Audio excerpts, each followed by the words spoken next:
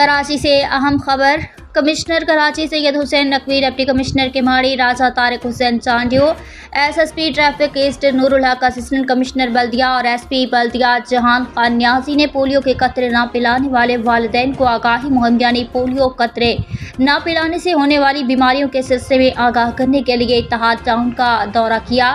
اس موقع پر وفد نے حاجی لیاقت محسود اور حاجی بادشاہ خان محسود سے ان کے دفتر اتحاد ٹاؤن میں ملاقات کی۔ افسران نے گفتگو کے دوران کہا کہ پولیو کے قطرے نہ پلانے سے بچوں میں معذوری سمیت دیگر سنگین بیماریوں کے امکانات بڑھ جاتے ہیں، لہٰذا یہ ہم سب کی اجتماعی ذمہ داری ہے کہ والدین میں شعور بیدار کیا جائے اور انہیں پولیو ویکسین کی اہمیت سے آگاہ کیا جائے۔ ملاقات کے دوران بادشاہ خان محسود اور لیاقت محسود نے انتظامیہ کو اپنے بھرپور تعاون کا یقین دلایا اور کہا کہ وہ ماضی کی طرح اس قومی مشن میں بھی مکمل طور پر انتظامیہ کے ساتھ ہیں۔